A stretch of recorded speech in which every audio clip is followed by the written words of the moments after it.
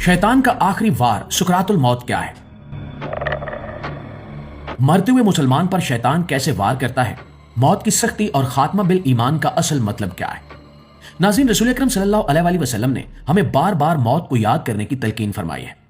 आप सल्लल्लाहु अलैहि वसल्लम ने फरमाया कि लज्जतों को तोड़ देने वाली चीज यानी मौत को कसरत से याद किया करो, इसलिए कि जो इंसान मौत को याद रखता है उसका दिल नर्म रहता है और वो गुनाहों से बचने की कोशिश करता है। हकीकत यह है कि जिस दिन इंसान इस दुनिया में आता है उस दिन से मौत भी उसकी तरफ बढ़ना शुरू हो जाती है।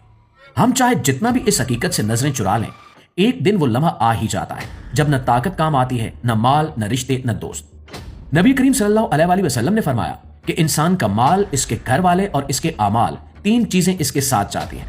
फिर माल और घर वाले वापस लौट आते हैं और सिर्फ अमाल उसके साथ रह जाते हैं। सोचिए कि एक रात है, खामोशी है, सब सो रहे हैं। अचानक आंख खुलती है, सीने में दर्द है, सांस उखड़ रही है, दिल तेज धड़क रहा है। इसी कैफियत को हजूर अकरम सल्लल्लाहु अलैहि वसल्लम ने मौत की सख्ती कहा है। आप सल्लल्लाहु अलैहि वसल्लम ने फरमाया कि बेशक मौत की सख्ती होती है, यहां तक कि खुद रसूलुल्लाह सल्लल्लाहु अलैहि वसल्लम पर भी आखिरी वक्त में यह सख्ती आई और आप सल्लल्लाहु अलैहि वसल्लम ने फरमाया कि ए अल्लाह, मौत की सख्तियों में मेरी मदद फरमा। इससे हमें अंदाजा होता है कि मौत का लम्हा कितना कड़ा है। उस वक्त इंसान के सामने उसकी पूरी जिंदगी घूम जाती है। बचपन, जवानी, हंसी, गम सब एक ही पल में याद आ जाता है।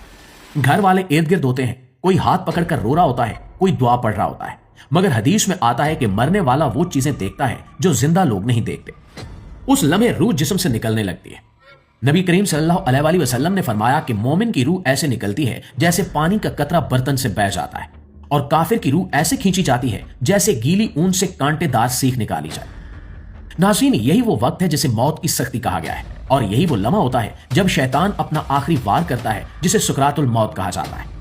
उस वक्त दिल दहल जाता है, जुबान लड़खड़ा जाती है और शैतान मरते हुए इंसान के दिल में वसवसा डालता है कि कहां है तुम्हारा रब, कहां गई तुम्हारी दुआएं।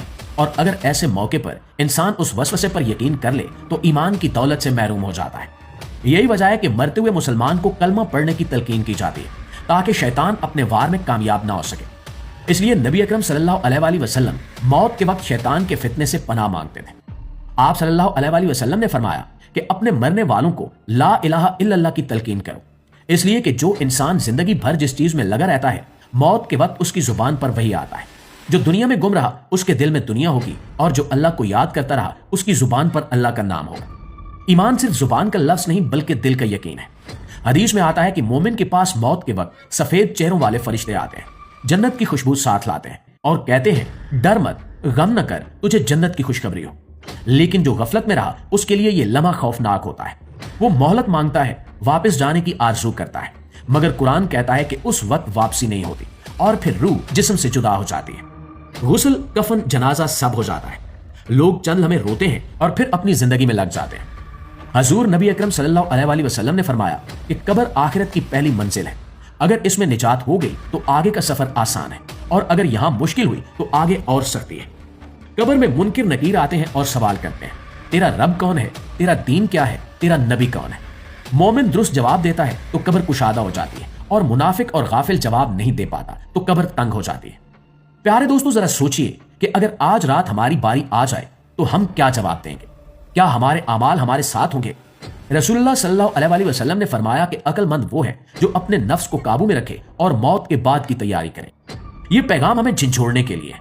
अगर नमाज में कुताही है तो आज से संभल जाए, अगर गुनाहों में डूबे हैं तो आज ही तौबा कर लें, इसलिए कि मौत अचानक आती है बगैर खबर दिए। दुआ है कि अल्लाह हमें मौत की सख्ती में आसानी अता फरमाए, ईमान पर खात्मा करे और कब्र को जन्नत का बाग बनाए। आमीन सुमा आमीन।